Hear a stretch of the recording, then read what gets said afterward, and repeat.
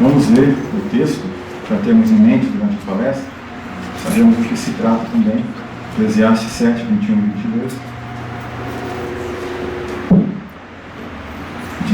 Diz o seguinte: também não entregues o teu coração a todas as palavras que se falam, para que não ouças teu servo invocar o mal sobre ti, pois o teu coração bem sabe, até muitas vezes, que tu tens invocado o mal sobre outros. E nós sabemos que somos imperfeitos, cada um de nós temos nossos defeitos, e que às vezes surgem problemas na congregação, onde pessoas, achegadas ou não, acabam falando algo de nós que não nos agrada muito. O sábio que deu esse conselho, ele tinha em mente que era importante preparar o nosso coração antes que isso acontecesse. Nós já sabemos que vai acontecer. Podemos observar que quando isso acontece, a nossa tendência normal é reagir de maneira negativa. Talvez por ficar ofendido imediatamente, ficar magoado, talvez querer resolver a situação, né? Conversando com o irmão, uma situação que pode criar certa animosidade e ficar ainda pior. Para conseguirmos agir corretamente, vamos entender o que fazer, lendo também o versículo 9 do mesmo capítulo, só aqui na página, que diz assim: não te precipites no teu espírito em ficar ofendido, pois ficar ofendido é o que descansa no seio dos estúpidos.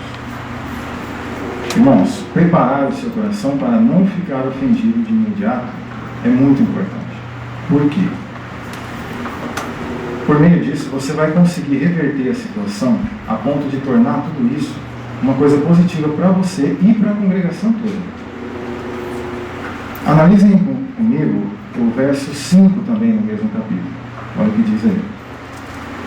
Melhor é ouvir a censura de um sábio do que ser o homem que ouve o canto dos estúpidos. Se você conseguir manter o seu coração equilibrado nessa hora, quando você ouvir que um irmão falou mal de você, você vai conseguir usar discernimento. De maneira equilibrada, vai conseguir discernir se aquilo são censuras sábias ou se são o canto dos estúpidos. E aí sim saber o que agir, o que fazer diante da situação.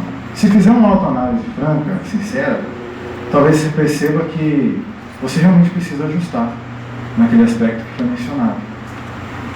E diante disso, você vai ser beneficiado porque vai se corrigir, vai ter demonstrado humildade e também vai se mostrar um pacificador da congregação. E se for o contrário? E se na verdade você, com base nos princípios da Bíblia, na realidade, você entender que aquilo foi uma injustiça, não deveria ter falado aquilo sobre mim. Primeira coisa, irmãos. Lembra de Mateus 7,1? Onde Jesus orientou a gente para não julgar logo os nossos irmãos, como ele tendo feito aquilo para nos prejudicar intencionalmente. Não julguem logo isso. Lembre-se que ele está errado em julgar você, não dá a você o direito de estar certo em fazer a mesma coisa. Em segundo lugar, procure atuar com amor. O amor, ele cobre uma multidão de pecados. Em que sentido? Além de você, com amor, desconsiderar o erro do irmão, você demonstrando amor a outras pessoas na congregação, você vai conseguir apagar aquilo que foi falado. As pessoas simplesmente vão entender que aquilo que foi falado não faz sentido algum. Por quê? Você é uma pessoa amorosa, você sempre demonstra essa qualidade. No verso 21 de Eclesiastes 7, leva a fazermos a seguinte pergunta: e quando for você falando mal de outro, sem intenção, às vezes sem querer, o que você vai fazer? Você não ia querer ser tratado com amor também? Precisamos fazer isso antes de exigir do outro. Ao aplicar essas orientações, irmãos, nós mostramos que confiamos nos caminhos de Jeová, nas orientações dele. E vamos alegrar o coração dele por mostrar que conseguimos vencer as tendências do pecado, nos habilitando ainda mais a passar para o novo mundo, na vida eterna. Precisamos mostrar a mesma posição do rei Davi, quando ele disse no Salmo 38, da seguinte forma: eu, porém, como alguém surdo, não escutava, como alguém mudo, não abria a minha boca, e tornei-me como um homem que não estava ouvindo, e na minha boca não havia contra-argumentos. Pois, olha o porquê que ele fazia isso. Esperei por ti, ó Jeová. Tu mesmo passaste a responder-me, ó Jeová, meu Deus. Confie que Jeová cuida da sua organização e nos ajuda quando estamos na posição justa perante Ele.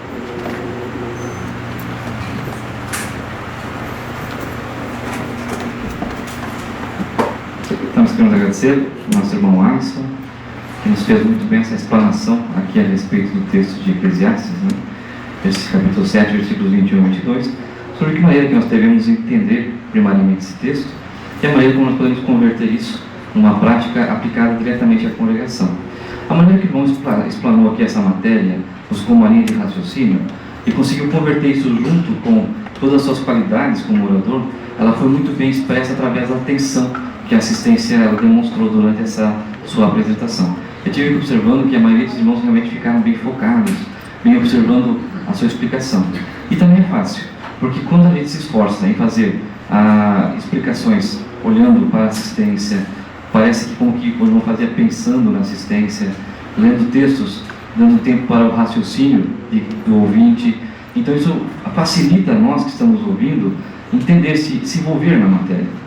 E o nosso objetivo, de fato, como oradores, um dos objetivos é esse, é fazer com que o nosso ouvinte se envolva na matéria. Por quê? Porque a matéria que nós estamos considerando são conceitos bíblicos. Esses conceitos, se aplicados, vão dar um reflexo positivo na congregação, mas principalmente na nossa atitude para com Jeová. E você consegue explorar isso muito bem na forma como apresentou a sua parte. Então, parabenizamos pela sua parte, esperamos, Alisson, que você possa progredir cada vez mais na congregação e também na vida espiritual. Muito obrigado. Muito bem, irmãos, dessa forma nós estamos encerrando então a Escola Ministério de Teocarte dessa semana. Nós queremos agradecer